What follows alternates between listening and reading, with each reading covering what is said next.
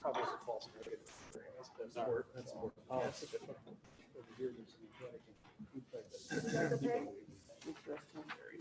I don't know any more today than Good evening, everyone. I call to order the special board meeting of the River Falls Board of Education. This meeting has been properly notified. Do we have any visitors or delegations who would like to address the board this evening? All right. I am going to ask that we make some adjustments to the order of the agenda. In order to be respectful of people's time, I suggest that we go down to informational item letter C. We will go from C to action item A, and then we will go back and pick up information items A and B. This just allows us to have good conversation that flows between the issues. And I'll turn it over to Mr. Benson. Thanks for shuffling that a bit. Daisy Snyder is here, Pierce County. Some of the shuffle relates to courtesy for her and addition information item B, where we're going to talk about music, band and chorus, ties in with the action item. And so we're really kind of jumping into that action item where I typically stand before you and go through these slides. So if I could, we talked about this additional slide that I put in last week, and you'll notice over here that I was being a tad bit facetious on the left side of the two extremes, where it's really not an option for us to not have masks and do all these things. So I left them on there and showed a strike through. The point I was trying to illustrate is, again, we continue to have to balance out in all of our decisions the risks associated with COVID. And over on this side, we're still trying to bring kiddos to school and act in behalf of their best interest with their social, emotional, physical, and academic best interests. And we have talked on occasion, but this issue I added for tonight. This was not here last week. And as we can paint this picture however we want, Benson likes to use this convenient little two sides of the same coin. One side is COVID risks, the other side is students, and you know there's other things to be considered. Overall, more overall cases, which we are seeing in the nation, in our state, in our region, in our counties. The more overall cases that we see, we all know that what comes with that, there will be more people that are become more ill. Hospitalization capacity and the medical staffing issues are at play. Outbreaks at local long-term care facilities, vulnerable populations, those with pre-existing conditions, and so on. And I'll come back to that in a minute. St. Croix slide. As you can see, we're not where we once were. This is actually cases by day. In the past, we have shown spread out over time, but again, the trends are not going in the direction generally that we'd like to see. Certainly not in St. Croix County. When did you get that number? Sorry, what number? The active cases? Hopefully it's off their website. Because it's like 1,100 today. His is 10:30 up on the upper right, date report. 10:30. Yeah. It just, I think it's worth pointing out, it's up quite a bit, hundreds today, 1,109. Is the current number. I appreciate that correction. Yeah. I didn't update that as currently as I certainly should have. What's this one dated? 10. Friday. Is that right? This is 2 o'clock in the afternoon. You've got 10:31 here at the end Yeah, of the so graph. we Top 11:2. 11.2 right there. Okay. Point of this one where I circled in red again here, we're looking at Pierce County. You can see the numbers are not going in the right direction at all. And you know, this continues to be alarming. Public health staff able to contact all newly identified close contacts. That's a no today. Universities. Harvard model. Those numbers are climbing. Minnesota model that we've made reference to.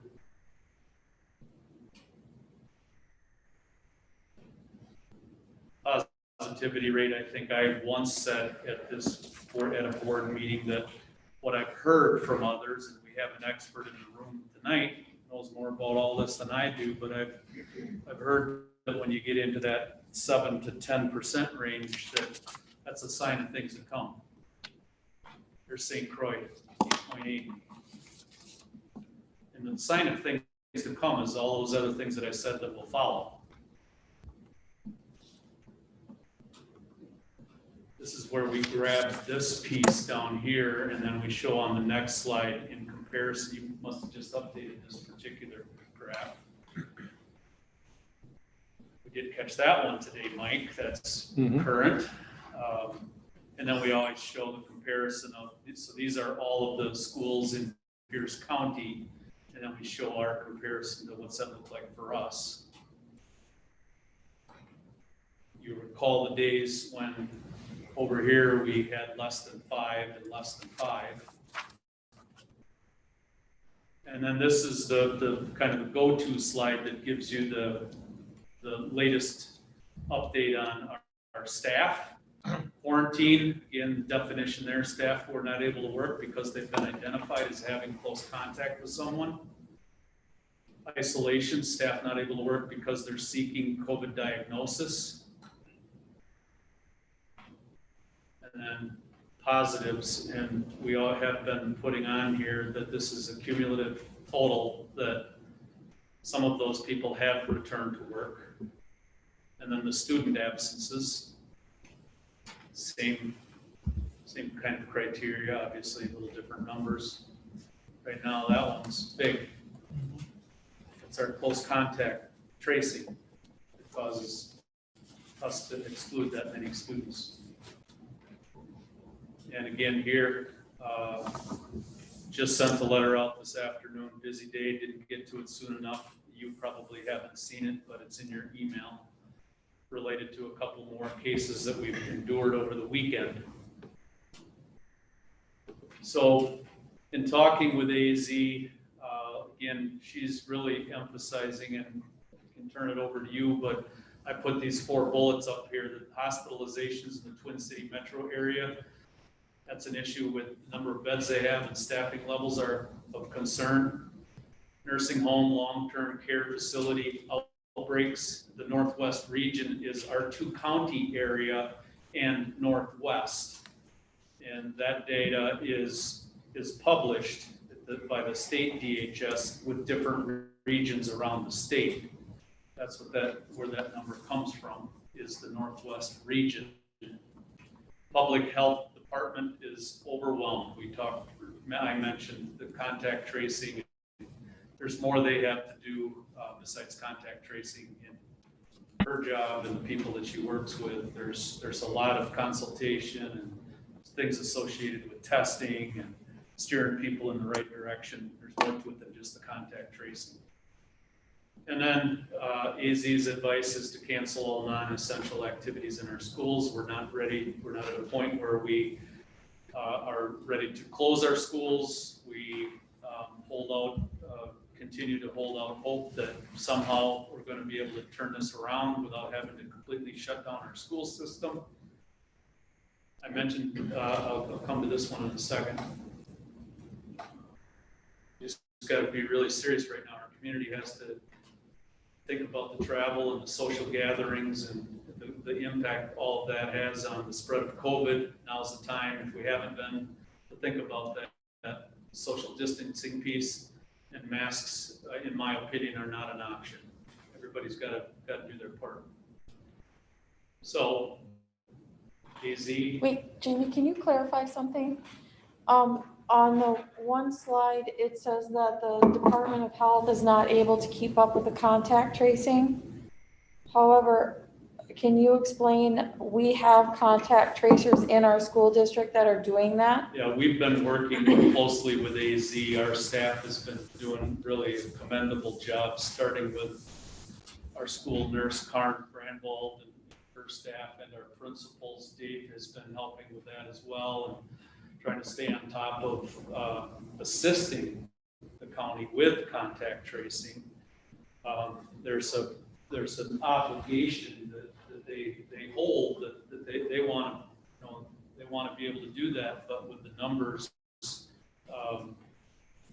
the challenges are becoming overwhelming.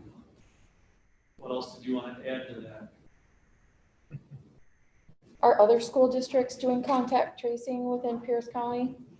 Yes, we developed a model that was shared throughout the region with all schools, all the public schools in the region. And we have generally the same process where you guys identify close contacts, but public health is ultimately responsible for contacting them for them.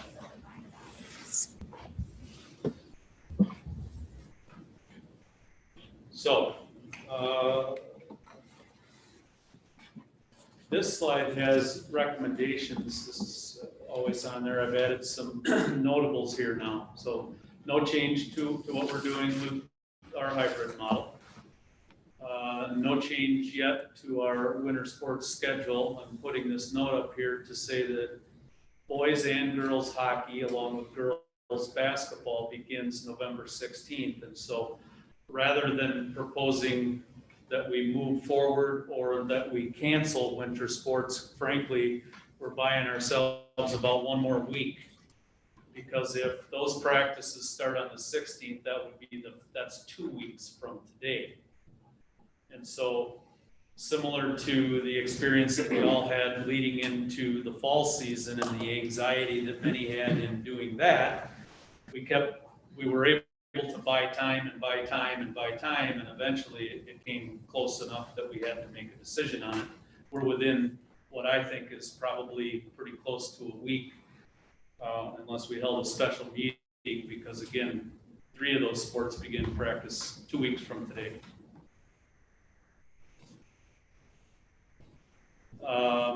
Next segue is into music and band, and this is the overlap piece that I mentioned, as did Stacy, related to the informational item. The idea when we posted the agenda that way is that we'd have some discussion, and then when it came time for a vote, we would be able to cross that bridge. And as the music department presented to the board a week ago, I know there was some growing, I'll call it momentum, and some consensus within the board that felt like my takeaway was to say there was enough board support to go with their proposal, the music department, to be able to hold some classes that would not meet the 13-foot requirement. And so I just wanted to back up and talk a little bit about that, because there's some good news that I think needs to be pointed out, and one of them is, and I put a memo in front of the board members that outlines a little bit of the backstory on these sections, and my way of putting my disclaimer on in case I made a mistake there is I put the word draft right after the date on the top of the page, because I think I'm pretty close, but appreciate the data and so on that I had to go through to try to make sense of this. The good news is that there's 19 sections of band and chorus right now that can comply with the 13-foot rule. They could do that. Some already are band folks, correct? And some are not. And so the remaining balance, again, I think I'm close on this. I think there's about 14 sections. And the reason I put the blue arrow here is to suggest that one option of these 14 sections that don't comply with the 13-foot rule, remember their plans had, in most cases, 9 feet, 10 feet, maybe 1 or 2 sections was 8 feet, I think sometimes 8 feet, 10 inches.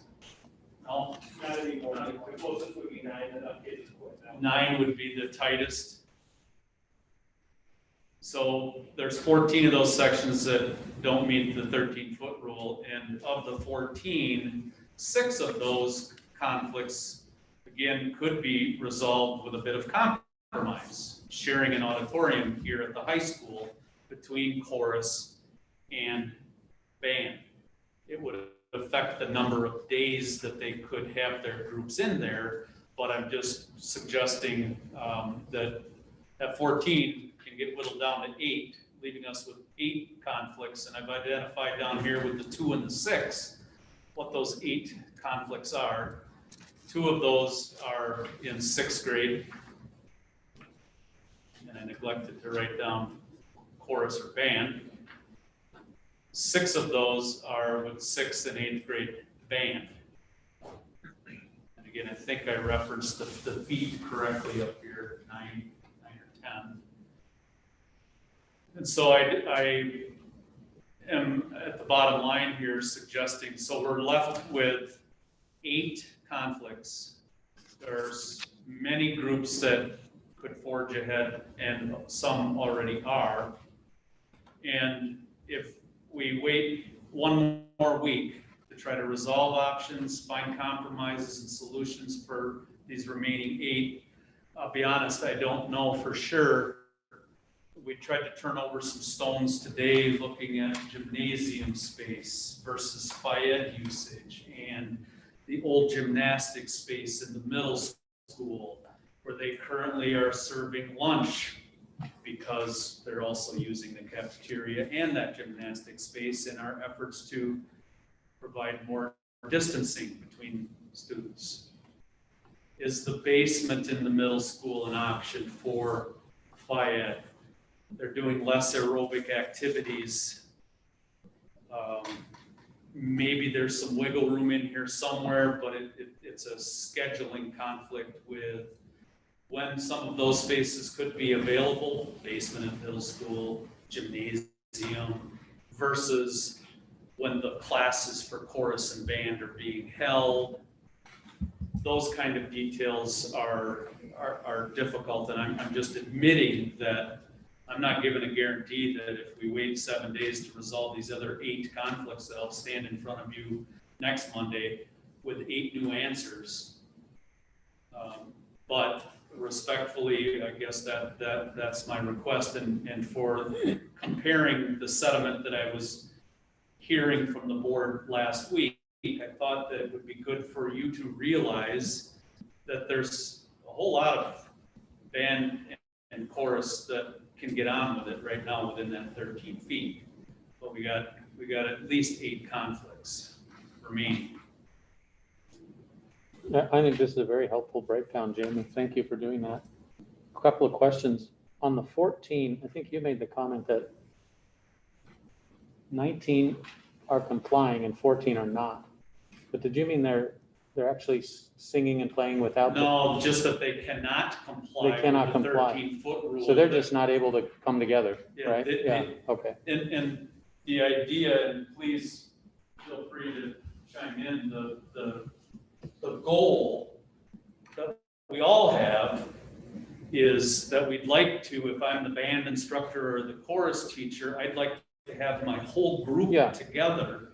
And if we stick to Benson's 13-foot rule, I can't get everybody in this space. Yeah.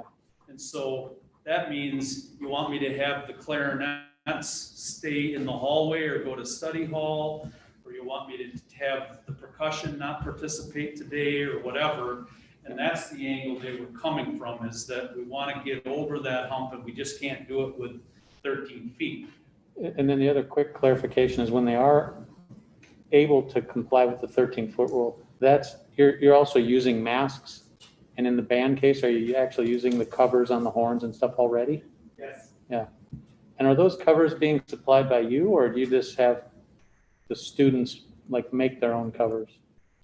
We sent out different options with specific requirements.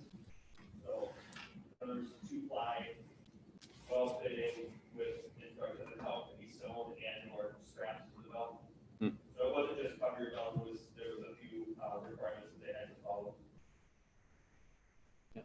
Just curious, thanks. So another handout that I provided to the board is what I found in relation to the Minnesota study that was referenced last week, and that's a very recent study.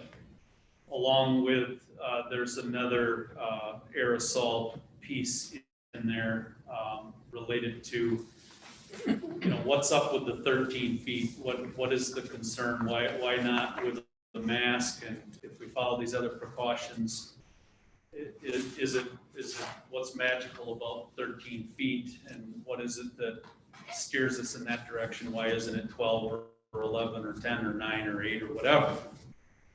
And so there's the Minnesota study in the conclusion. I didn't copy the whole thing. I cut a couple pages out to show the concluding statements and the discussion portion at the tail end that does make reference to different instruments have different outcomes. They're not all the same. And I know that our band folks, Joe even pointed that out using a bit of humor with the tubas. The answer is let's just have an all tuba band because that's the safest instrument on the face of the earth when it comes to this aerosol issue. The different instruments produce a different level of aerosols, 1. And 2, in the summary discussion section, it's also mentioned that physical distancing does make a difference. They didn't say, does that mean 6 feet? Does that mean 12 feet? Does that mean 18 feet? They didn't say that. They just said, be mindful of the need for additional distancing, which is what we are all trying to do. We're not at 6 feet. We're in the 9 to 10 to 13 range. So at any rate, that's my pitch. Can you clarify something else? And maybe you guys could chime in on this too. So it's a spacing issue, but it's also a staffing issue, correct? Yes. And can you want to talk a little bit about the staffing part? Someone? What would benefit the choir and band department? The largest staffing that we find, the biggest issue with staffing is the 6th grade, which you guys actually probably heard about last year when we were discussing positions. But the biggest staffing issue is still the 6th grade, and also the 5th grade is also the biggest facilities issue at the same time. The high school is. Oh, wait a second. So even if you had additional staff for the 6th grade, are you saying that there's not a place to put them? Is there a place to put them? No, Well, not altogether at 13. not at 13 feet. Not all together. No, right, no, but if there was, if you had to separate them out because of the 13-foot rule, and you had to split them up somehow, I don't know how you'd split them up, but is there not a space where where they could break them apart? Not right now. Okay, At least at the same time too, because they're having Yep. at the same time. Three copies. And Nor would there be success. To be Well, as transparent as I Sure. can. so As a basically middle what, school choir teacher at 13 feet, if it is that way, where we can sing at 13 feet apart, we will not continue, we will not sing. We would not start to sing because that little baby voice in there that's trying to learn how to be a musician doesn't have the tools to do that yet. I don't know what this is. okay, so in a nutshell, even if we did add an additional staff, it wouldn't be to an advantage then? To the choir, no, Okay. with how choir Right, works. Yep. And with kids, I don't know that, from this distance that they're gonna be successful singing. You can't hear, they can't hear each other, they can't, it's a pretty tough environment when a kid is just learning how to sing. But I don't band, as far as how you feel about band, if we were doing another band director, you could actually split up the 6th grade band and have 2 directors. I don't know who it would be. I guess, they're probably more comfortable behind the instruments. When you just on your own, it's a little more exposed, maybe, so I think they probably have to be a little more comfortable. I know even the 8th graders are struggling at 13 feet right now. The 8th graders struggle. I would also say, and, chime in if you don't agree, but the staffing thing definitely could have been an advantage before we had 20% of our program drop. So especially in 6th grade choir, we typically run 110 kids. 110 kids, which means we have about 50, 55 per section. Right now we're running at 37, 36 per section because that many kids have dropped. 55 in a section and 2 teachers there to split up into 25, yeah, I do think that could be more successful, but if we split it up and we have 15, I don't see that being a successful part of the program. And the current enrollment is reflected on that. I mean, Jamie's got the right enrollment numbers as far as You space. know, you're, when you say 19, I'm not sure exactly where the 19 sections of band and course can comply with the. I know this. I tried to count up all the classes. The seventh grade has 4, correct? 7th grade band has 4 that can work, and choir 3 that could work. So that'd be 7 in the 7th grade. And then 8th grade 2 choir. All 4. 4. Oh, that's what it is. Okay, 4 in the choir. Okay. No. You know, at least at band house, but that might be.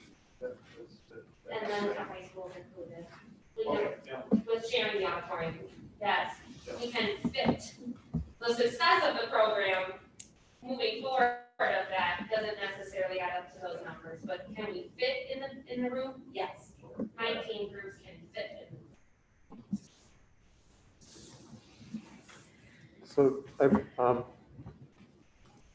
I think our favorable response before to this was, in my mind, at least for me, I'll just speak for myself, was that first off, we want some equity with the way we're handling other extracurricular activities, and are we being fair in allowing participation and those kinds of things. The second one, and this bigger one for me, is that these are academic subjects in the curriculum that have to be taught. And that's the big challenge for us. So, I mean, so I'm sensitive to this, and I'm sensitive to giving it some more time, because I think we need to work through this, but you can't teach a course if it can't happen. So, you know, this isn't Professor Harold Hill trying to not teach a band, okay?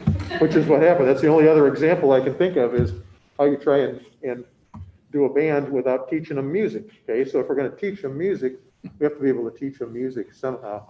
So this is as much a curricular issue as it is an extracurricular issue. So I appreciate your Herculean contortions here to try and work on some kind of solution. And if we need some more time for that, better to take more time and get it better, because I'm supportive of working something out here. I think we really got to work something out here, but I don't know what it is.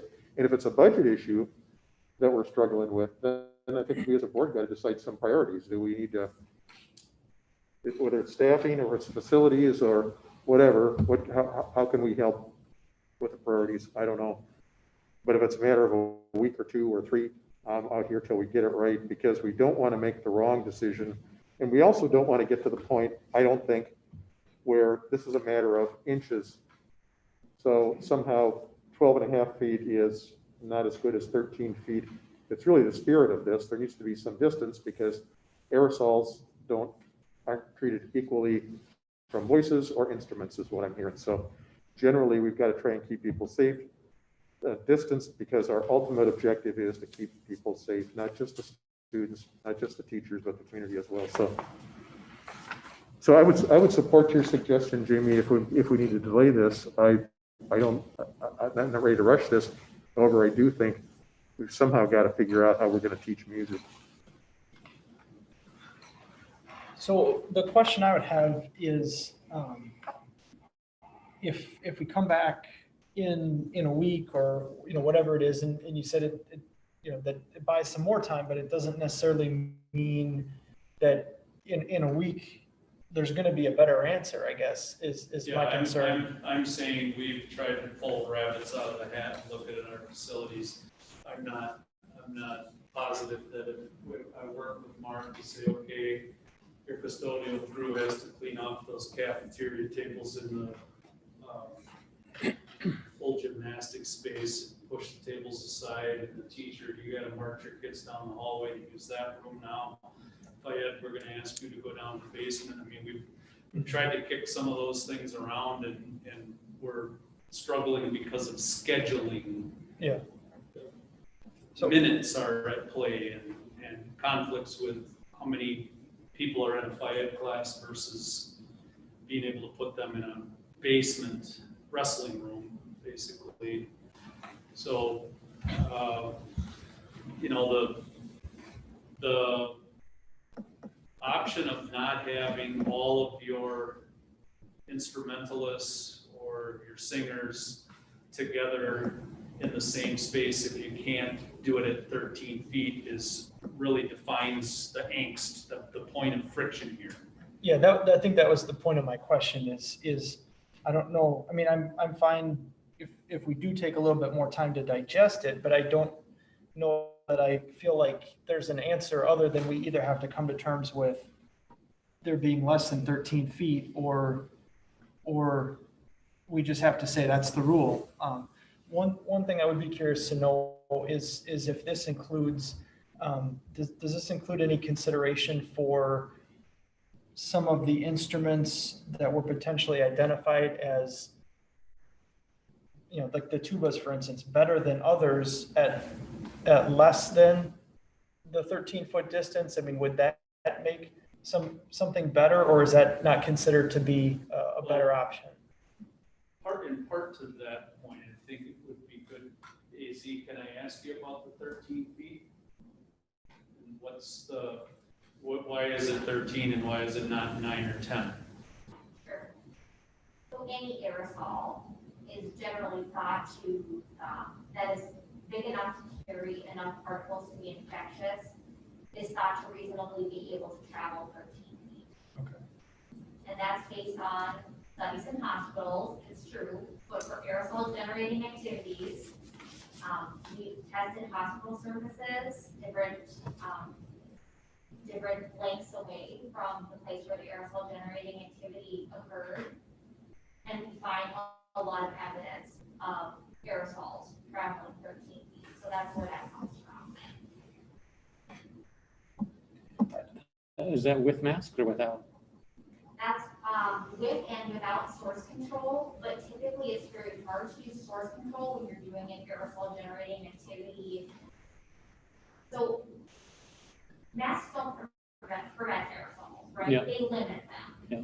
So it's one step of a many layered approach to limiting risk.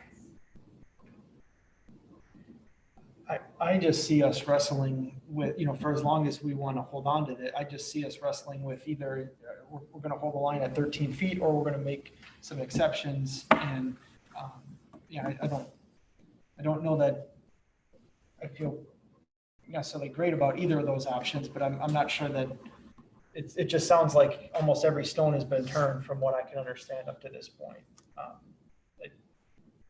For as hard as the instructors work to put their presentation together, and as much as Jamie and others have put into this, I just see us having to come to terms with one or the other, honestly.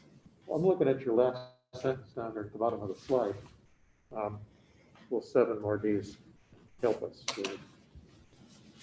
I have to talk primarily with Mark and with Kit, and again, preliminarily, Mark, when we talked today about some of those options, the FIAD, the gymnastics space, lunch, use of basement, we've had a couple hours to ponder. Any great ideas?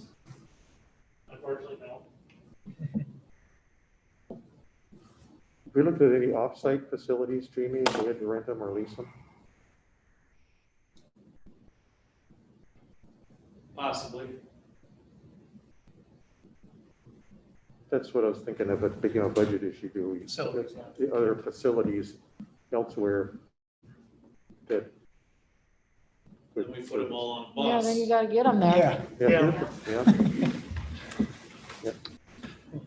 Yeah. Can I say something real quick? I'm Absolutely. super confused about all of this conversation. So we have the health folks telling us we're at a tipping point. We should be more virtual.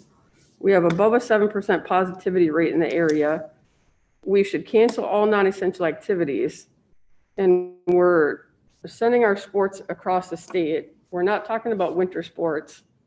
We just had this conversation. We have the health folks in the room, and we're trying to figure out every possible way to make it so that we can do more activities when everything is telling us we should probably be revisiting sports, not that we should be trying to figure out how to make it so kids can sing.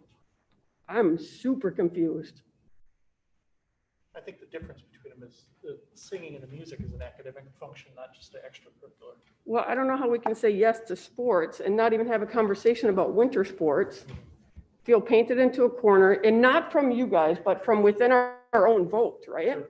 So we have painted ourselves into a corner, and so now we're going, what's essential and what's not? I don't get it. I mean, we couldn't go any more against what health folks and science is telling us than this conversation. I'm just stunned. And I think to clarify, we have not made a change to winter sports, but we haven't really come to the issue of winter sports yet either. And I think That Jamie is was my suggesting that's gonna emphasis be one. earlier, was that So, just like we endured the pain in the fall of making a decision, quite frankly, the clock's ticking. As I said, you got one more week. We have one more week, I think, Well, on the sports discussion. but youth sports are starting practice this week for winter sports. And the whole rationale that they give families and parents for going forward with winter sports is because the high school says the school district says it's okay to play sports. So we are going to start youth sports. And I know that for sure because my kids are involved in it. So I know the messages that parents are getting. So they're deciding based on what we're deciding. So do we have another week? For the high school kids, but certainly not for the community. That's, I don't know. Yeah, so that to me then can turn into a discussion around the use of our facilities. Exactly. Yeah, I'll chime in. I was just really positive and pleased with what you guys brought last week because you were approaching it with some studies and data. And I concur with Cindy. I mean, it seems like we ought to be talking about that with winter sports like before now if we're going to make a decision next week. So anyway, that's a different issue. But as those numbers continue to rise, I can't help but think about all the analogy I think of is the fires in the western part of the U.S. got bad enough that they actually impacted us. And I feel like that's sort of what's happening with COVID infections all around us and even in our community. And eventually it's going to be air quality. Like my daughter lives in Eugene, Oregon. Their air quality was like unbelievably bad. I mean, that's going to be our situation. I feel like that's already our situation. And I agree. We're trying to figure out how to, almost ignore it and get through it, but it's bad. Yeah, you're reminding me of some thoughts that I've shared with my wife and Stacy and colleagues, and that is in July.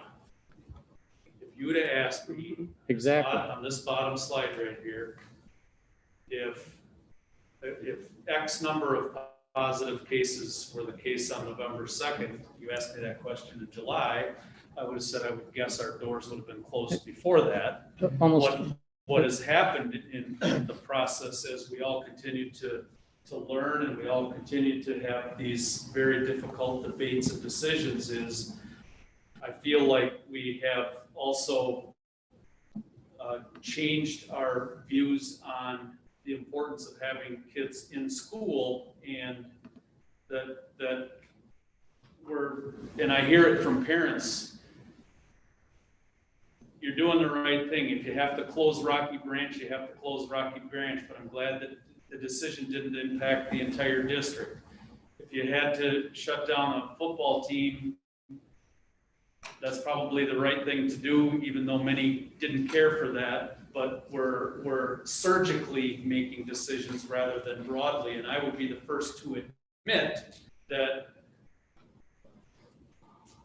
perceptions, opinions, research, all of it has evolved and changed over time. And so I don't necessarily apologize for the fact that my opinion that I would have given in July is a different opinion today. It's how we're trying to make the best of a bad situation, and we're making these decisions based on 1 week to the next. Like I said, probably got a week left on the winter sports debate. I'm certainly not sidestepping that issue. Let's have more conversation about it right now. It's on the agenda. We're on that agenda item. It's listed on every agenda. Talk about sports. It's right there. It's on the agenda. So the question that I would have, and maybe AZ wants to chime in too, but what would be, the point where 13 feet no longer becomes, I mean, is it ultimately a vaccine? Is it the cases being under, so I mean, I don't envision that if one person in that room has it and has the chance to spread it, if there's one case in the county, there's risk. Now, there's a difference between things like hospital bed availability and those kind of things, but the risk is still there as long as it exists at all. Is it ultimately a vaccine that gets us away from 13 feet? That's the motivation for allowing these type of things or being in support of them is we're doing what we can to mitigate it. And I'm not comfortable going to a level that it takes, unfortunately, to say no to the athletics and the band. And, I see there being such a detrimental impact of those things. So I'm curious, what would be a point or something where we can go away from 13 feet comfortably. I don't imagine that you'd feel differently if there were only 20 cases in the county versus 100. The risk has to still be the same. Yes, I would agree that there's more flexibility when we are at lower levels of transmission in our community. That is not the case today. We're at the tipping point, our hospitals are getting full. 5 out of 8 tonight, 5 out of 8 of the ICUs in this region are reporting full census. We have an all-time high of inpatients in the Northwest region of Wisconsin due to COVID-19. So yes, I would say that there is more flexibility if we keep the number of disease down, and there's a lesser chance that someone in that room has COVID-19 and doesn't know it yet, but that's not where we are today. Can I just clarify one thing? Because I think you made the comment, you thought that she would agree that the risk would be the same if there were 20 cases or 100. Well, I don't think she would agree with that, right?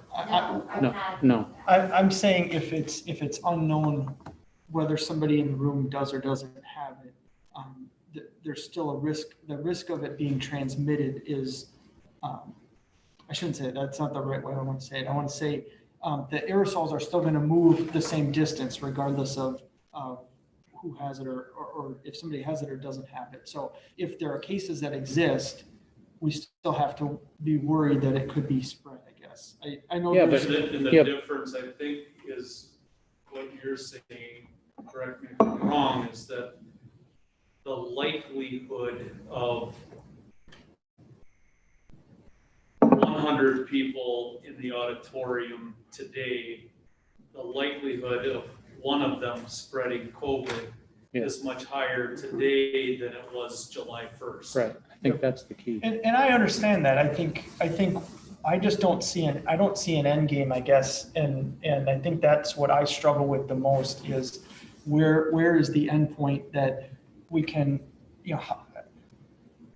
we thought we were dealing with this in March, and it turns out we were, but we probably really weren't, based on where numbers are now versus where they were at that point. And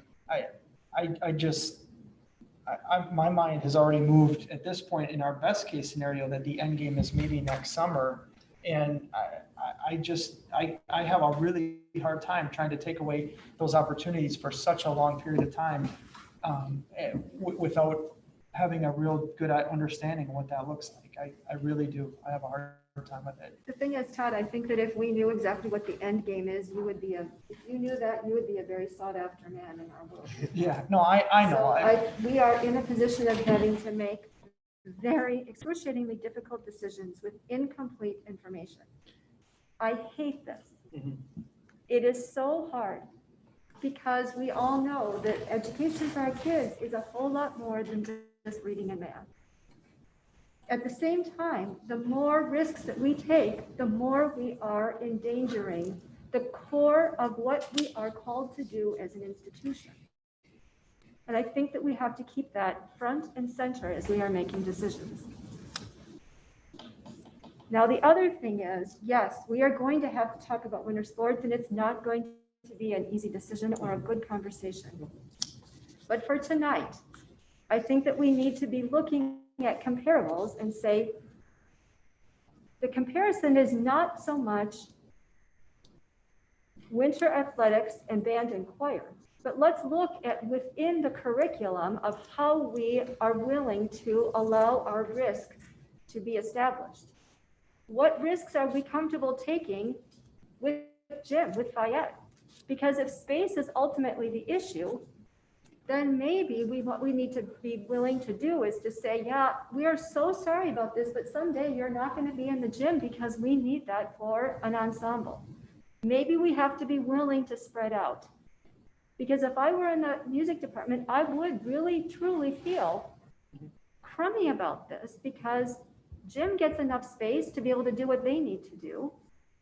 They need to be able to have some space. And I understand the next thing you're going to tell me, music department, is, all right, give us magically more rooms and everybody can be 13 feet. And it just doesn't work when you have a little voice and you're learning to sing. I get that. But without that space, there's no possibility.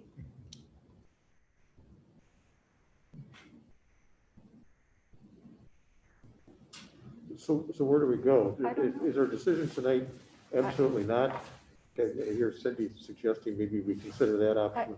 Or is our option, wait 7 days, kick the can down the road for a week, see what changes and decide next week or the week after? One question I have is those 19 sections of band and chorus that can comply, are they actually meeting now? Some are. I guess I'm looking at and thinking, have them meet.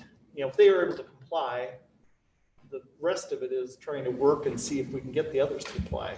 Why aren't you meeting?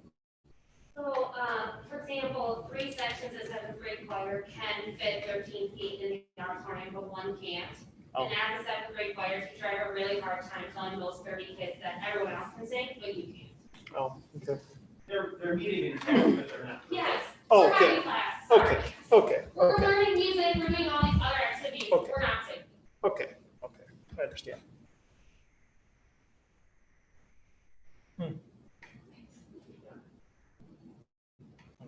I want to make it clear too, just for everyone that, like, all of our music students are currently learning music. Yes. Right? Like, we are rewriting what we're doing, from, 15, 18, 20, 25 years, 24 years, higher. That'd be nice. But, one of our biggest concerns is obviously that 6th grade that we've mentioned before, but also is the vitality of our program. Yeah. The future of your We just program. don't know what 2 years is going to look like, or 4 or 5 years is going to look like. And then it's a staffing issue, and it just like the whole thing moving forward is just, and I would question too, thinking about the 6th graders and thinking about, I forget if it was Tyler Mike who said it, different instruments and different like spacing, like all the studies were with, professional musicians and opera singers and everything else. I would just say that a 6th grader singing is not producing the same amount of aerosol that an opera singer is singing, or even a high schooler is singing, or playing an instrument. So I would just leave that thought there as well. Well, I think that's a good point. I actually made that point earlier today in a conversation. But the other somewhat counter to that is a 6th grader probably isn't abiding by the mask and all the rules as much as a professional musician might be as well. And in mass, that's probably cumulative effect of that might add up. So I guess I got to make a couple of points on the end point. What's the end game? I don't know the end game either, but I think it's probably safe to say there is going to be an end point. This isn't going to go on forever, even if it's much longer than we expected and certainly much longer than anybody wants. This is not a permanent state of affairs.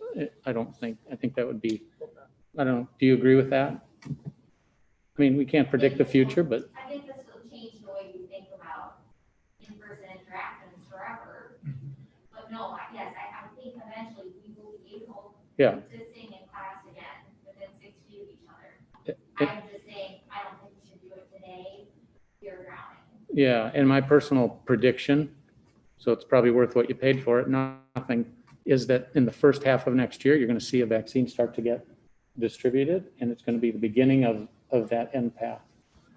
The other thing I want to point out, and I've made this point before, but I think it's just, we have different perspectives here, and it feels like it comes down to risk, as you said, Stacy. But it's like, I guess I want to keep reminding people of, like, what is the risk we're really taking? And the risk we're taking by continuing to bend over backwards to do these things is that we're increasing the chance that people will die. The risk we're taking by not doing these things, if we think it's prudent not to, is that it's hard. People will be disappointed. Programs might get temporarily derailed. I just think it's important to keep those are the risks we're taking. I mean, people will die. Teachers have already died in Wisconsin. And it's, like last week, I think I said, it's a numbers game. We can't beat statistics. That's going to catch up to us eventually. And I'm surprised it hasn't caught up to us more by now. But it has started to catch up. We've closed Rocky Branch. We canceled several football games. These things are telltale signs that the statistics are operating in our community. And that's increasing the risk that somebody's going to die. And I don't think that's a dramatic thing to say. I mean, I think that's just the reality.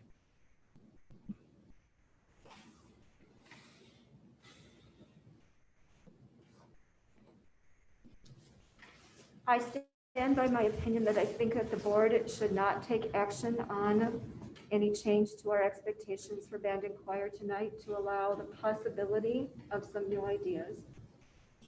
It pains me to say it because I think music is really important. I think it's important to kids developmentally. I think it's, for some people, the way that they manage a world that is so upside down. And to not have that ability as a musician is really sad. But in the face of such quickly changing dynamics within our community, it does not seem prudent to me to go forward tonight. I don't know that we're going to come up with a solution next week, but if I'm going to make a mistake, I would rather make a mistake right now on the side of caution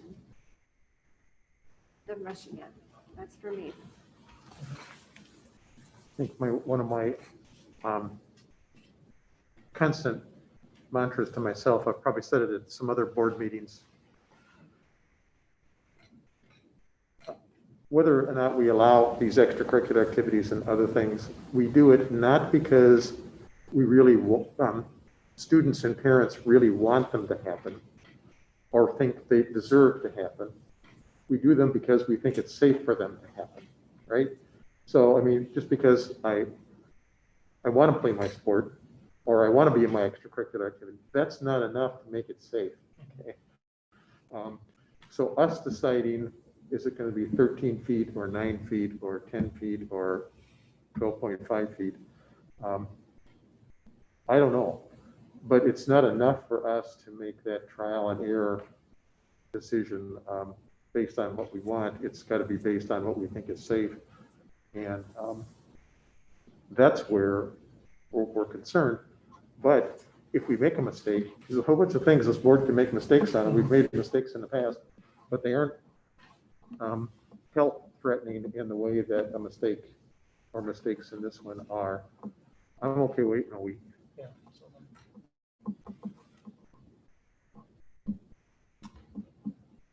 I agree with I agree with waiting a week, and I think if the question is it safe, then we as a board have to lay on the science and the health experts to figure out if that's safe or not. They just knows. I am in no way qualified to know if something is safe. I don't think anybody in this space is, right? So if we have data and we have science and we have health experts that are saying this is not safe right now in this area, that just is that's clean as can be to me. So I agree. I think it should be a safety discussion. And we have a health expert sitting in the room that says this is not safe to do right now. And same with winter sports. So, I mean, if we decide otherwise, and we may decide otherwise, we can't say that we made it based on safety when we have the people that are the experts saying it's not safe. I'm inclined to wait a week, and I guess my hope is that we are able to come up with something creative in terms of being able to space people out. And I don't know if that's gonna happen or not, but my hope is that could happen. So that's why I'm inclined to wait a week, so. The other is, at the end game, we could put all these decisions off until second semester. And just say, because I just have a hard time thinking that through Thanksgiving and Christmas break, that these numbers are gonna get any better. Right. That having all the activities that are gonna happen over the next 8 weeks are gonna somehow make all this better. But I just put that out there. That's another option for us. It's to not say, and I don't think with any of these, we need to say definitely, even if we decided that we were concerned about winter sports, and if winter sports didn't start in the 16th of November, but started in the 16th of December or the 16th of January, we don't necessarily have to say they're not ever going to happen. They happen when we feel more comfortable with them happening too.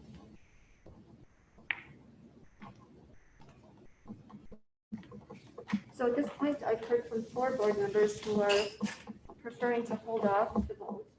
But I'm assuming that you're ready, that you would. I'm okay with it. I mean, I don't want to pretend that I am trying to say I don't think that the information on 13 feet is useful. I mean, I'm wrestling with it. I don't think it can truly be what we're doing is 100% safe all the time. I think for me, it's a matter of accepting a certain level of risk that comes along with the offsetting benefit of the activity. And I'm still at the point where I would say yes to the offsetting benefit of the activity at 11 feet or 12 feet. And I'm sorry that I can't quantify what the difference in risk is that goes along with that.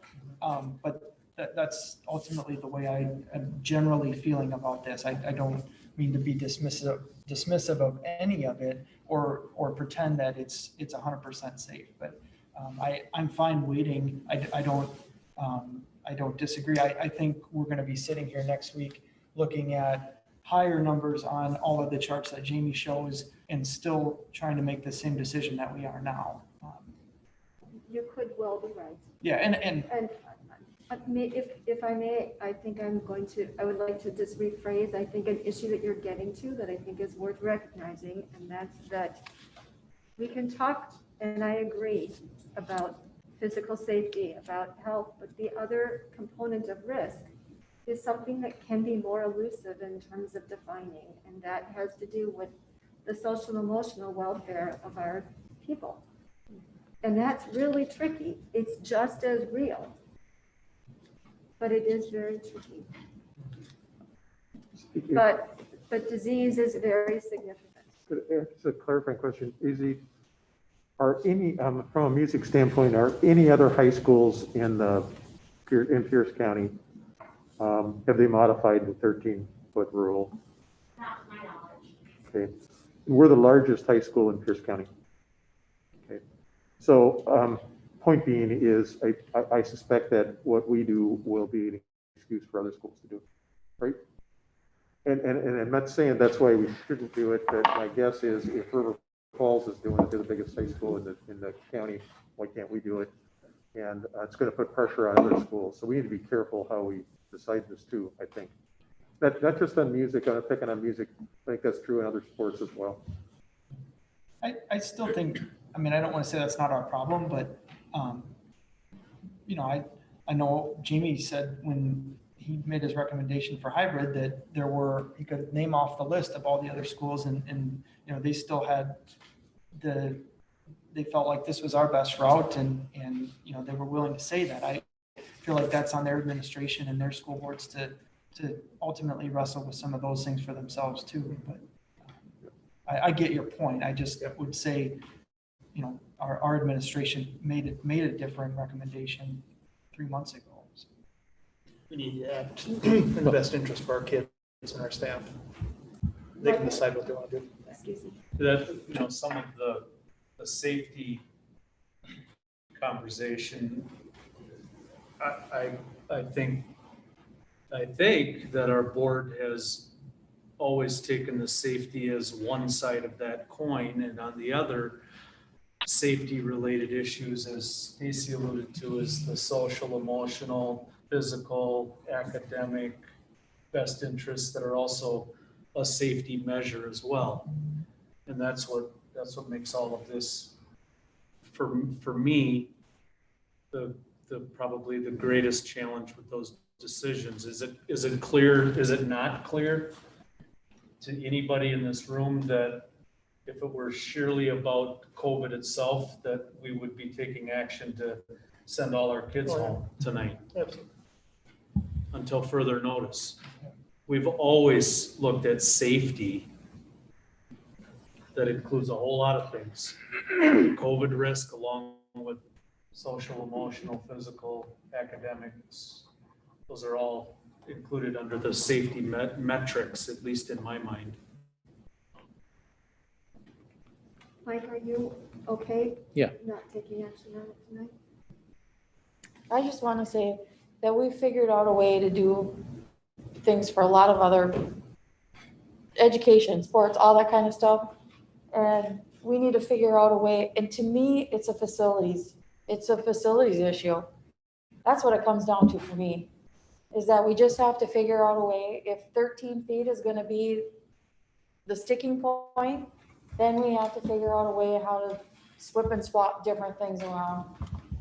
But it seems to me that more than half of the classes you can accommodate that, right? So we just have to figure out a few things, putting more on your plate, right? Because it sounds like the 6th grade is the biggest sticking point, and maybe 8th grade. So the high school, there doesn't seem to be any spatial issues at the high school at this time. The high school can manage. We're gonna just stop right there. So, because we can't split hairs there, right? So really it comes down to the 6th grade and the 8th grade. And if we have to get creative about spacing at the middle school, that seems to me what the best case scenario would be. So if we want the kids to sing and we want them to play, we have to figure out the facilities. And the good news is that it's going to be nice all this week, so maybe you can go back outside. I don't know for this week. But, you got to really get creative at this point. So then Amy, you're okay with not making a change? Well, I think you're going to need a few days to figure it out, right? Oh, okay. I'd like to know what What's that? I'd like to know what the other thought was Maybe. on the high school can accommodate. Because it sounded like that wasn't really the end thought. Well, it just means that we can rehearse half the time, because we need to share the one facility that works for everybody. Yeah. Okay, thanks. But you can manage at this point, right? Well, it's one out of 2 days versus none out of 2 days. Right. It's better. And the problem with the middle school is we're only seeing once a week, so swapping facilities need to at class every other week if you swap, even if facility fits. I'm gonna make a crazy idea. That's expensive. How much would it cost us to buy a whole bunch of octaves of handbells? Because you can play handbells without your mouth. I'm totally serious, because you don't have to be that close to it. I mean, you don't have to be 13 feet. No aerosols. Let's think about it. Well, The largest percussion ensembles in the world. well, heated tents. So, Heated tent maybe, but I don't know. Yeah, we could go back to those temporary things we had at Westside. Yeah. Oh. They're probably been scrapped somewhere. I'll say that out loud. okay, are there other things that we want to talk about under pretty much anything on action item 5A?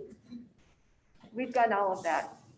I think before I leave here though, I want to thank you, AZ, for being here tonight, but also for being a resource for us. And my guess is that there are times when we really frustrate you.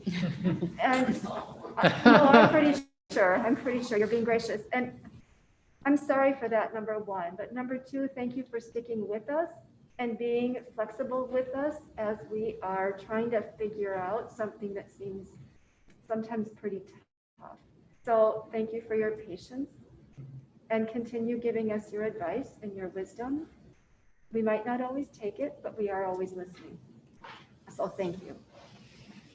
Okay, we're gonna, are there any updates about the virtual e-school hybrid and 712 or grades pre-K 6 that need to come before the board tonight?